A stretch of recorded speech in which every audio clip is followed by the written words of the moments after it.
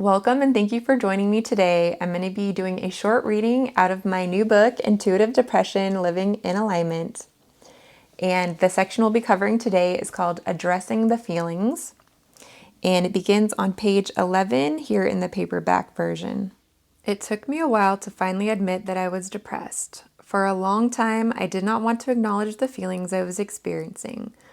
I did not want to face them. I didn't want those feelings or anything to do with them. Yet there they were, a force to be reckoned with.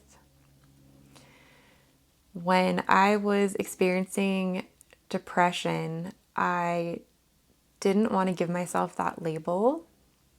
I didn't want to go there and admit that I was actually depressed.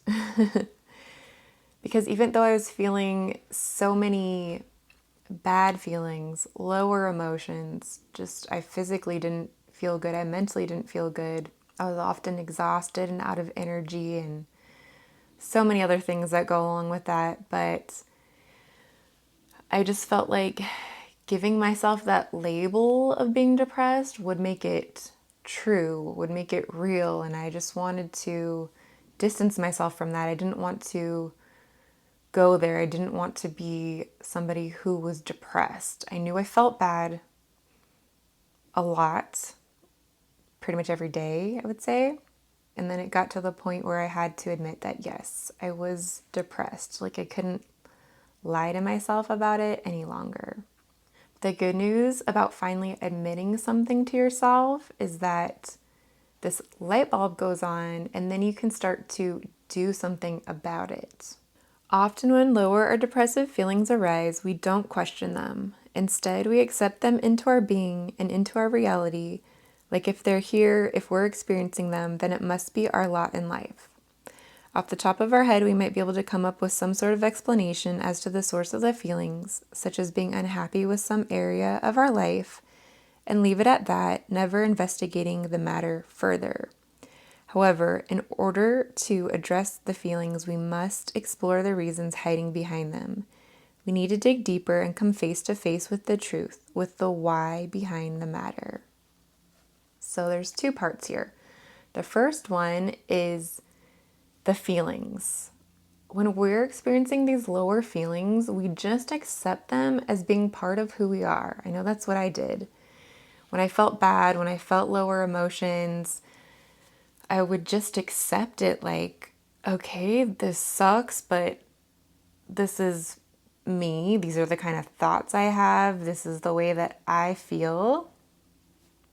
I didn't know back then that there was something that I could do about it. I hoped that there was some way to improve these things, the thoughts, the feelings, but I'd never been through that process before of working my way out of the density. So I wasn't really sure, obviously, how to do it or that it was even possible. Hindsight is 2020, and just from where I am today, depression free, and knowing that when I have any negative thought, I don't have to entertain it, is such a far cry from being the woman who had these constant flow of lower feeling emotions, just negative thoughts, whether about myself, about my situation in life, the world around me. It could have been like about my job, like you name it. There was just so many negative emotions that were constantly flowing through me, negative thoughts, because the thoughts and the emotions are connected. And I didn't realize back then that we could do something about our thoughts. It's a process that I had to learn from going through depression, and a process that continues to help me today. The second part of this is addressing the feelings. So instead of simply accepting them and accepting all these down and out feelings and feeling low and everything that goes along with that, we can question them. We can question them and ask, why are they here? Why am I feeling this way? Where in my body am I feeling this emotion? When I tune into it, does it give me any further information? Whenever you're experiencing emotions that you do not like, such as sadness, feelings of depression, and other similar emotions, first and foremost, give yourself permission to feel those feelings. Giving yourself permission to feel the emotions is always the first step. You can relax more once you do that. You are not wrong to feel the emotions that you are experiencing. It is okay to feel whatever you feel. Start there and things will automatically begin to feel better. So, the reason that we want to give ourselves permission to feel the feelings is number one, if we don't allow ourselves to feel it, we're resisting it, and we're constantly resisting it. Every time that emotion comes up, we're resisting it. We're creating more resistance in our life. We're not allowing ourselves to feel it. Two, we need to feel it for a reason. The emotion is there for a reason. It needs to stream through us and be fully processed. Otherwise, it keeps getting stuck. It keeps getting stuck. It keeps getting stuck somewhere in our body, somewhere in our system. And when something gets stuck and it doesn't allow itself to complete its circuit, it keeps coming back and it keeps coming back. So those emotions that we're trying so hard to resist and not be a part of, those lower emotions that we don't want to feel, are only going to keep coming back. So we have to do this the right way. We have to allow ourselves to feel the feeling. We have to give ourselves that permission. Telling ourselves it's okay automatically will take stress away from the situation, stress off the emotion. You'll notice that you'll feel that emotion less intensely. So if there's something I don't want to feel and I tell myself, I don't want to feel this, but it is okay. It is okay to feel what I'm feeling, and I'm acknowledging what I'm feeling, where in my body I'm feeling it. Then that emotion can now move through me. I'm not stopping it anywhere. I'm not keeping it stuck. I'm allowing it to flow its course. I am not dwelling in it and spending minutes or even longer focusing on it. That's not what I'm doing. I'm just acknowledging its presence without fighting it, without resisting it, and letting it flow through me to complete its circuit. Often our first thought is to label an emotion we do not want to feel as being bad or wrong, or we might think that there's something wrong with us for experiencing the emotion, so we attempt to push it away. Instead, tell yourself that it is okay to feel whatever you feel. As soon as you give yourself permission by telling yourself that it is okay, then the feeling you are experiencing will begin to decrease in intensity. By looking at and addressing the emotion, you reduce the energetic charge accompanying it. The other benefit of this is that when we allow ourselves to feel the emotion and we tell ourselves it's okay, we can begin to relax more. And then we don't do that thing where we are having this negative emotion and then beating ourselves up about having those thoughts or those emotions. Why am I feeling like this? Why can't I feel better? What's wrong with me? Etc. That's just like adding on to what we already don't want. It's giving us more of that. And now we're filling our whole lives with all this negativity, all these thoughts we don't want, all these feelings we don't want. And that can be a very, very frustrating thing. And it becomes a cycle and it becomes our world because we are what we focus on and the things that we allow ourselves to continue to think and entertain and dwell on. When we have sad or lonely feelings, we do not want to simply experience them without question and allow ourselves to be at their mercy. From my perspective, depression is not just this process or this thing that happens to us.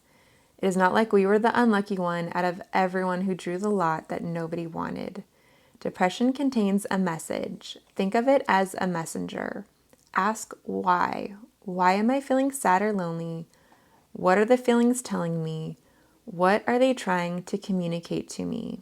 We have to look behind the veil in order to see the truth, the why behind the matter. Doing so causes us to do soul searching. What kind of radical changes are you being asked to make? I say radical because if we have something as major as depression occurring in our lives, wanting us to look at it and pay attention to it, it is not there to get us to remember to take our vitamins or to close the lid on the toilet seat. Instead, it is trying to get us to make some type of significant changes in our lives. We may already have an idea in the background of our mind of what those changes might be. Maybe it is something we have repeatedly pushed out of the way by telling ourselves that we are somehow not good enough, that what we want will never happen, or by making excuses as to why we do not have the time or the ability to make the adjustments calling out to us. So the thing about the feelings is that they are trying to get our attention. If we have something as major and massive as depression occurring in our lives, or even if you don't feel like you're depressed, but you are constantly feeling low mood every single day, these feelings are trying to get our attention. Feelings are communicators. They communicate with us. Feelings, emotions, they are messengers. They're sending signals, but a lot of times we don't want to feel whatever that is, so we push it away. Instead, we need to allow the feeling to tell us what it needs to tell us. What is the message behind it? If we listen in and we tune in, what inklings are we getting? We all have intuition. We all have our own inner guidance system. It's guiding us through life. And we can all tell when something is out of alignment in our lives. And from my own experience with depression, I can confidently say that if you are experiencing depression, then there is something in your life that is out of alignment. Something you want to do, that your heart desires to do, that you're not doing or expressing in the world. That, and you haven't got to a point yet where you understand how to work with the emotions. This is an invitation to begin working with your own emotions, with your own intuition, with your own inner guidance system, so that it can guide you, but you do have to listen to it. How many times does like a good idea come through our mind or something we feel like we should do or act on, and we don't listen to it? So our intuition guides us, but the problem is we don't always listen to it. We don't trust ourselves. We don't believe it. We need more proof. We need something solid and concrete, but intuition doesn't work like that. So if you're always waiting for those things before you start acting on your intuition and your internal guidance and the callings of your heart, what you know, what your soul wants,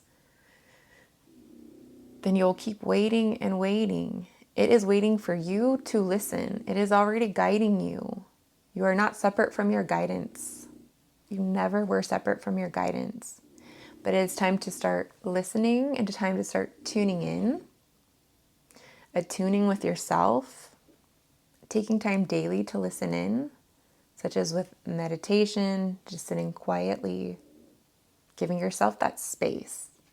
A lot of times we don't even give ourselves that space. We're so busy, consumed with maybe it's work. Maybe if you have kids, it's kids. Maybe it's some duty or responsibility that you have, or maybe it's just the thoughts in your head that are so busy. You're like paying attention to that, and it's time to start listening to yourself, giving yourself the space to let the inner knowings, the inner messages unfold. When we are no longer afraid of facing our emotions, we take away their power over us. At the same time, we also reinforce and acknowledge our own personal power. You are not helpless to your emotions, and you never were. You simply may not have known what action to take before, and now you do. Your mind is powerful, and if you think of yourself as helpless, you will likely continue to find yourself in situations where you feel helpless. In contrast, if you believe you are someone who has the ability to explore your feelings and emotions, you will find that you are able to learn from them. You will find that they can act as guides and teachers that help you recognize and address the real issues present behind them. So I want to conclude with highlighting the fact that when we are no longer afraid of facing our emotions, we take away their power. This is important because if we are constantly feeling these negative emotions, we are the ones giving them the power in our lives to make us feel bad over and over again throughout the day, to be afraid of them, to be a victim of them, to be at their mercy.